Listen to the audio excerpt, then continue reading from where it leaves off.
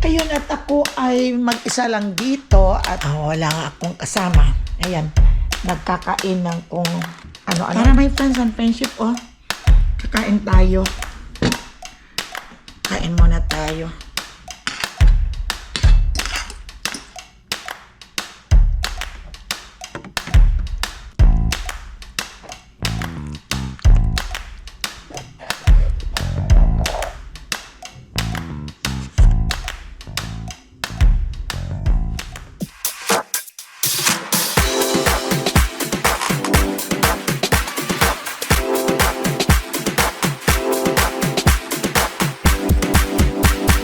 Subscribe na! Welcome back to my channel, my friends and friendship. Today is Tuesday. Katatapos ko lang na magluto. Nagluto ako ng nilaga, yung bulalo. Tapos, umalis sila Zoe. Napunta sila kung saan na mag-anak. Dahil ngayon lang nag-off ang mga magulang. So, ako naman, tapos na ako magluto. Ito, kumakain ako ng mga fruits kong nabili sa Costco kahapon. At si Jarrell ay tapos na din na kumain. At ano pa ba ang ating gagawin, my friends and friends? Manonood na lang ako ng TV. Dalawa lang kami ng ating dogs doon, no? Yung dogs ni Mikel. Sobrang lakas ng hangin, kaya hindi ako nakapagdilig ng tanim. Kasi nililipad ang dinidilig kong tubig at tinatamad ako maglabas pag ganyan at na-allergy talaga ako. Pagbalik ko nauubo at sinisipon ng yung parang tubig, yung allergy talaga. Kaya kagabi naman, ang kinain namin ay itong ginataan na alimango ng crabs. At naubos ng crabs at ginataan na lang. Pero masarap ito sasabaw sa kanin mamaya. Ayun, at ako ay mag-isa lang dito at nandoon si Jarrell, nagre-ready na din. Wala nga akong kasama. Ayan, nagkakain ng kung ano-ano. Ito'y madali lang kasi ito masisira yung mga ganito. Abutan ng mga 4 na araw nabubulok na. Kahit i-refrigerate na pa rin. Pero masarap ito, my friends and friendship. Hahalo sa cereal.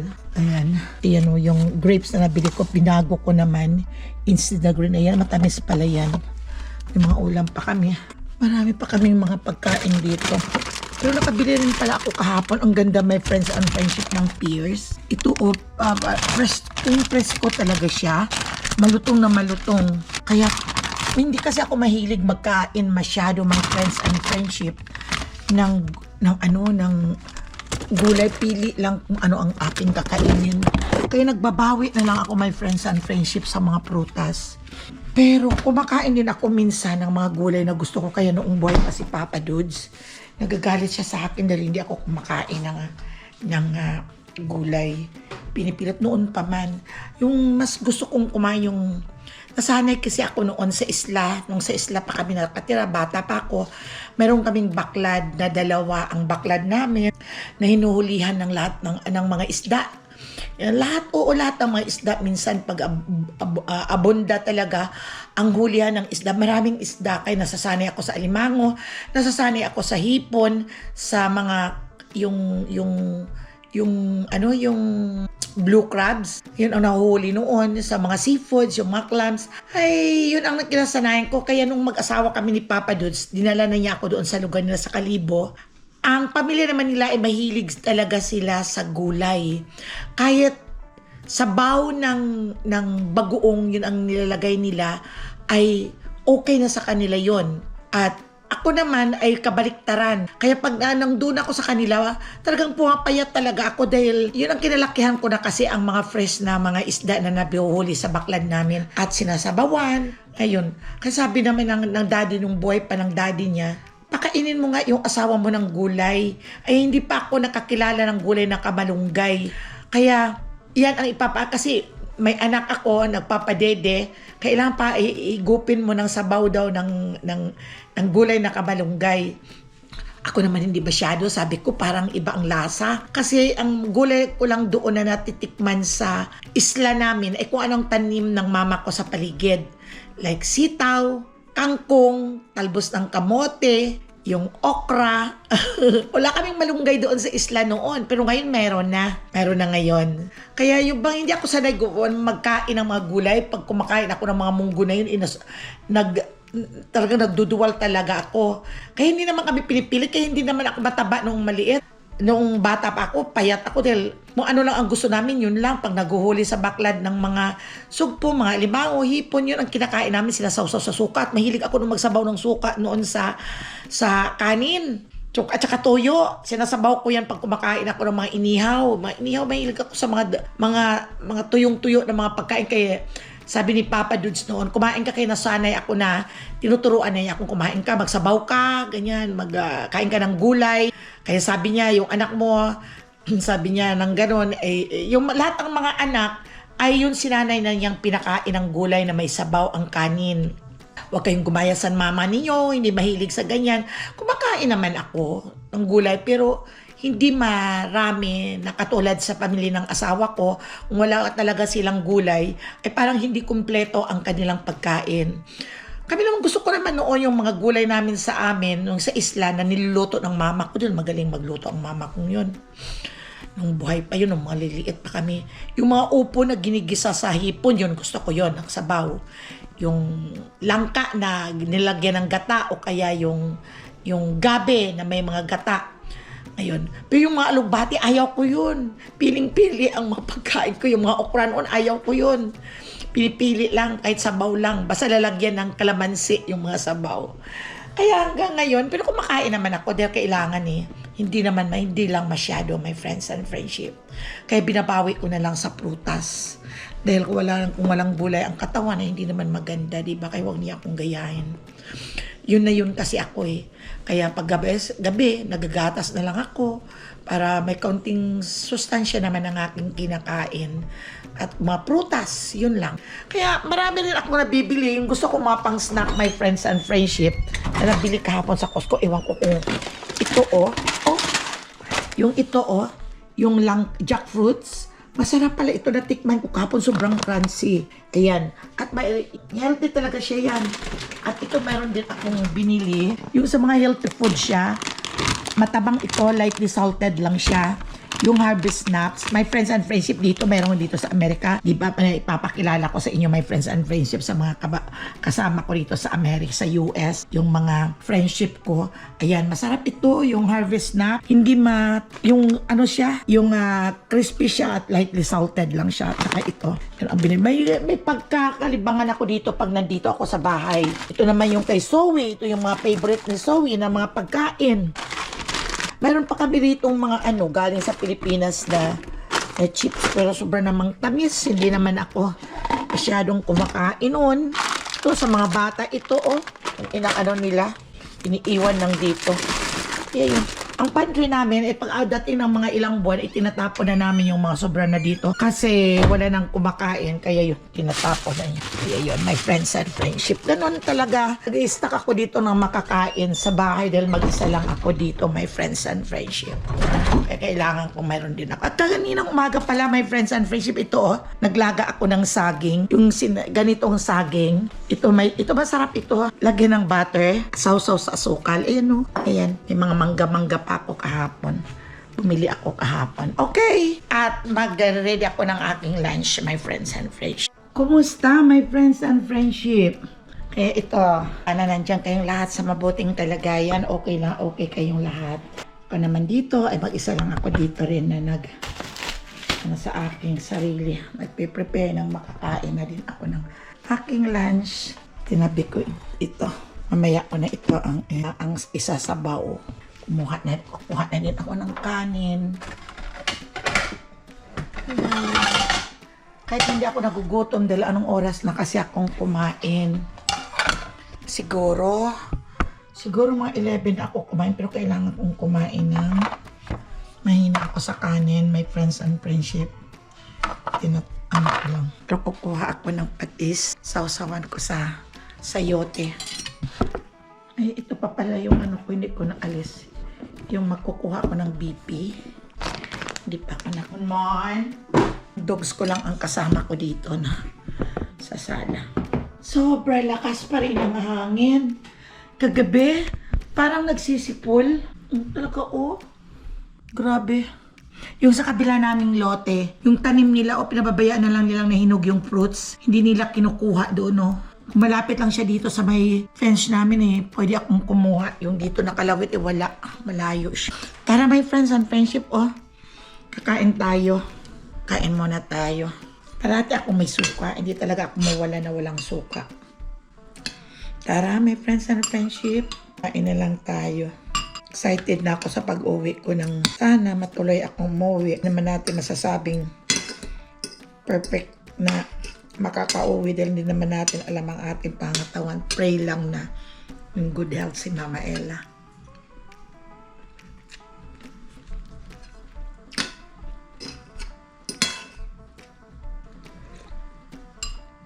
Sarap ng sabaw. Bili naman sa Costco yung may bone marrow. May bone marrow na karne, yung sa beef. Ewan ko ba kung anong katakaw-takaw ko noon na kumain na ganado. Simula nung mamatay si Papa Dudes. Parang ang pagkain ko, nagugutom ako, kumakain din ako. Nagkikrave din ako ng pagkain. Pero parang hanggang doon lang, yung parang busog na agad. Pakiramdam ko ba, hindi ako nagugutom. Pinipilit lang ang sarili kong kumain. One time napunta kami ng casino noong last week. Kumain ako doon ng ano lang kinain ko. Yung soup, ano ba yun? Yung ano ba yun? Clam chow powder ba yun? Yung soup. Yun lang ang kinain ko. Bumili ako ng ice cream. Ang mura ng ice cream, ang $5 ice cream nila. Bili mo ganyang kalaki, oh. Isang scoop, punuin mo na nila yun. Ako hindi ko na maubos, inapon ko. Minsan nagre-relax din kasi kami sa casino, dinadrive ako doon ng anak kong si Chanel. May mga doon kami mga bonus play. Naglalaro lang kami. May mga halimbawa, $40 na bonus play. May baon akong mga 200. Yun lang ang nilalaro ko kung medyo walang pera, nasa 100 lang. Pangpalipas ng oras, pangpalis ng stress. Yung hindi mo asahan ang pera mo pag dinala mo doon, wala yung sabit. Ibig sabihin ko ng sabit, walang binabayaran o di yung sabit na ibabayad mo sa bills, ibabayad mo kung sa ano-ano. Wala. Yung sobra lang sa mga binabayad mo ng mga bills. Hindi naman ako nagbabayad ng maraming bills. Yun lang naman kaunti. Pinagtatabi-tabi rin dahil may balak namang magbabakasyon. Ganon. Basta ako iniiwanan ko. Kung wala akong pera ditong hawakan bago magpunta ng casino, kailangan mong... Dito kasi sa Amerika, my friends and friendship, ang tao hindi naghahawak ng cash, puro debit card. Siyempre, dadalhin mo talaga ang debit card mo at mag-ATM ka lang doon para may baon ko sa casino. Pero kung may mga cash ako, iniwanan ko lang ang debit card ko sa bahay. Halos karamihan, ang napupunta doon, puro mga senior. May mga araw naman, mayroon namang marami ng mga bata, pero mostly senior. Ang daming iba't mga lahi, like Mexican, puti, black, at mostly Filipino. Kasi ang casino nagbibigay ng mga bonus play. At saka yung food, pag mayroon kang card na nilalagay doon, may mga free kang food na like for example $10, $7. Tapos yung may mga points ka kasing pumapasok sa card mo. Kaya halimbawa, kung naglalaro ka, nagpapasok ang points, pwede mong ibili ng pagkain o kaya nagkakaroon ka ng bonus na mga $40. Yun, nilalaro mo lang yun. Kung mananalo, salamat kung okay lang kung ano. Alam mo naman yung casino, sugal yun eh. Pastime lang. Kayo may friends and friendship, anong pinagkakaabalahan ninyo dyan? Buti pa kayo marami. Ako, ito lang, memorize ko na lahat ang sulok ng bahay namin. Pero magpapakasyon ako sa March. Makikipiesta ako doon sa aming isla. At mayroon kami yatang reunion sa yung elementary. At mayroon kaming get together ng mga friendship ko noong high school, yung batch 1972. Tapos na akong kumain, hindi ko naubos yung kanin ko at saka yung karne. Sasawa lang, parang susuka na ako sa parang busog. Kainin ko na yung tira ni Jarrell na avocado. Kaliit-liit lang ng avocado namin dito, pero ang kapal-kapal ng kanyang meat. Pero mas masarap sa atin. Feel mo talaga na parang may gata. Tara, may grapes ako. Ayan mo. Pag hindi mo to kinain, Nung manliliit lang itong grapes sa rep, abutan ng mga ilang linggo. Kailangan ilagay mo dito sa labas. Kumuha lang ako, ilagay ko dito. Para kung sino ang makapunta dito sa table, gradong kakain. Aba, si JR. Kumakain, ubusin mo yung gulay mong yan, ha. Tingnan mo si JR. Say hi to my friends. O, tingnan mo, hindi na makapagsalita, o. Si JR. Eh, may grapes kung gusto mong mag-grapes, meron dito. Pero takpan mo. Hugasan mo yung plate mong yan at punasan dyan, ha. Okay? Yan, hindi pa siya kontento sa kinain niya, eh. Yan, kumuha pa siya ng ano. Huwag yung madaming kanin. Ay, high blood ka. Uy, nagkuha ka na ng blood pressure mo. Ay, wow. Sarap ng ulam ni JR, oh. Ayan, oh. Ah, nako, ang laki-laki ng buka ng bunganga. Ay, nako. Kami lang dito, malis na si Jarrell. Pero alis naman ito mamaya sa part-time job niya. The next day. The next day in the morning, my friends are finished. Ready ng breakfast si Mama Ella. Maaga pa. Tulog si Zoe. Ninit ko yung aking sabaw. Yan o, yung ginawa ko kahapon. Tawag kasi yung anak kong si Bam. Kuntuhan naman kaming dalawa. Ang anak kong yung si Bam ay nurse sa Napa State. Tapos ang part-time job na yung home health. Yung nag-visit sa mga pasyente sa bahay. Yung katulad noon ni Papa Dudes na may mga home health ditong nag-visit. Ganon din siya ang part-time job niya. Ito namang si Judella na anak ko ay nurse siya sa Kaiser. Matagal na yan, mga 20 years na so, 25 years na siguro sa Kaiser yun. Tagal na siya. Yung anak ko namang si Cheryl ay doon sa Sutter. Doon siya nagtatrabaho. At yung anak ko namang si Jarrell na sa United Airlines. Pahingi ng mga sombrero, ha. At ibibigay ko sa mga friendship ko pag umuwi ako dahil may mga supply silang sombrero, may mga budget yan sila, may mga allowance. Kahit ilang sombrero ang kanilang bibilhin. Doon sa allowance nila nang galing. Tsaka yung anak ko naman na si Shen ay sa Napa State din, kasi doon din kay Bam. Si Chanel naman ay sa San Quintin Hospital yon. Cytec si Chanel. Si JR. Si JR, naalalayan ko yung pag wala kasi si Jarrell pagpunta ng Japan. Si JR kasi pag nagtrabaho ay hindi ako kontento. Yung si Chanel ay sa San Quintin, doon din ang asawa. Police officer din doon sa San Quintin, ang asawa ni Chanel. At si Shendel doon sa Napa State ang kasama ni Bam. Si Mikel, soon to be magtatrabaho na din yan sa hospital kung saan siya tatanggapin. Lapit si Mikel. Mikel ay graduate na siya at nakapag-NCLEX na at board passer na siya sa LVN. Ang LVN kasi yun ang licensed vocational nurse, parang nurse din siya.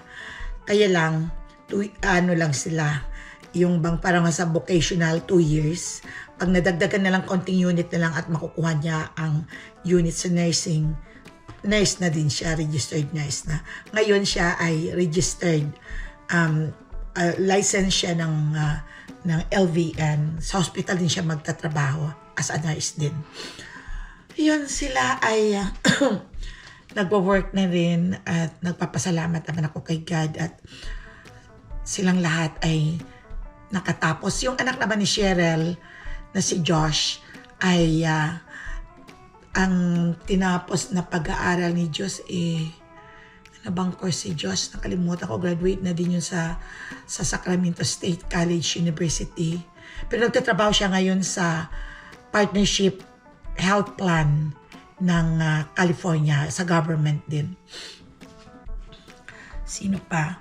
Ilan yan sila? 7. Si JR lang ang pala nagpa-part-time lang. Dating nag-Jollibee, nawala na sa Jollibee. Ang panganay si Cheryl, si Bam. Yung mga anak ni Bam ay nag-aaral din sa mga private school. Lahat ng mga anak nila nasa private school. Tapos ay si si Chanel, si JR, si Judella. Tagal na yun sa Kaiser. Malapit lang ang sa kanya, hindi magastos sa gas. Ang kanya nga, malapit lang sa bahay nila ang Kaiser sa Vallejo. Si Jarrell, kontento na siya sa United Airlines. Katulad ngayon, nagbabiyahe siya ngayon sa Japan. Binabalik-balikan niya ang Japan parati. Gusto niya doon. Kaya nandoon siya, babalik siya sa Friday. Si Mikel kasi palaki na namin yan ni Papa, parang anak na naming bunso yan. Pero ang bunso ko si Shen. Pero anak ni Chanel yan. Kaya habang nag-aaral noon ang nanay, nagtatrabaho at nag-aaral, ay ako ang at saka si Papa ang nag-aalaga kay Mikel na yan. Maliit pa yan. Sinilang ng ako lahat-lahat. Pagdating ng nanay, pagpagod, nag-overtime o nag-aaral, ay sa amin natutulog yan. Pinapatulog ko ang nanay. Kaya magpahinga kayo. Pag Saturday at Sunday na sa kanila isang bahay lang naman kami noon. Yan talaga nalang mahirap dito ang buhay sa Amerika kung wala kang natapos. Mantinir ka lang, hanggang doon ka lang magtatrabaho sa mga mababang, like mga sa production. Kung nagbabayad ka ng bahay, nagbabayad ka ng kotse, parang mahina lang ang kita mo pag sa production. Samantalang kung sa medical, yung line kayo sa mga medical na mga profession, either CNA, yun ang mga malaki. Kahit CNA, malaki na ang kinikita ng CNA. Kaya, graduating na din ang anak ni Bam na babae, si Beatrice. Last year na lang niya ito sa St. Patrick. Kat mag-aaral na din, nakapag-ano na ng school. Makukuha din ng nursing. Pag-graduate din ni Samantha, ni Zoe, sabi namin, kung si Zoe magdo-doctor daw siya. Si Samantha magna-nurse. Matatawa ka. Kung si Liam magpa-fire truck.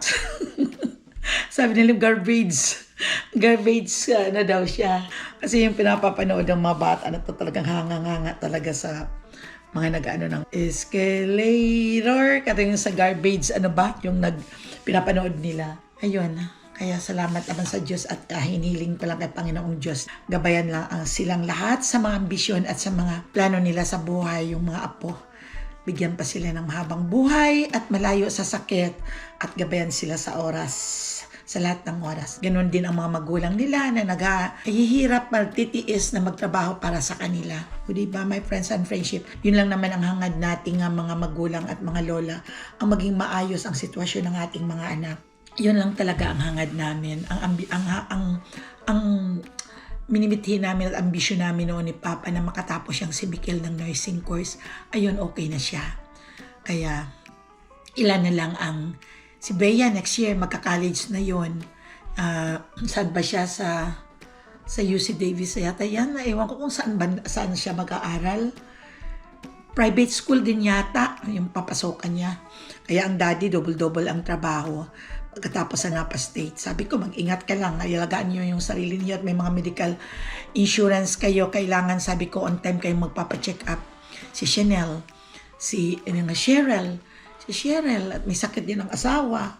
Kaya sabi ko, magdasal lang tayo.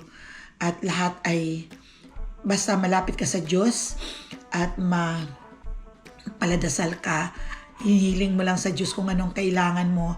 Hindi tayo pababayaan. Yun lang kung minsan na nadidelay dahil marami naman kako si Panginoong Diyos na tinutulungan, hindi lang tayo. O diba? Yun ang sinasabi ko sa mga anak ko. Marami rin si Panginoong Diyos na tinutulungan. Hindi lang tayo, kaya sabi ng Panginoon, sabi ko sa kanila is wait for your turn. At marami pa ang aking tutulungan. Madidelayed lang ng konti, pero okay lang. O diba, my friends and friendship, tara, kain na tayo. Nagdadaldal lang tayo kung wala naman akong kadaldal dito. Mag-isa lang ako dito si JR, bumalik na sa room. Tapos na namin palabasin ang mga dogs. Yun lang ang happiness ko, yung mga dogs namin dito sa bahay. Mon, you eat your food. Ate is still sleeping. Yun ang talaga din, Zoe. Kape na tayo, my friends and friendship. Bagel lang ang pagkain ko. Hindi ako kumuha nagluto ng egg. Ayoko nang mag-egg na, parating lang akong egg.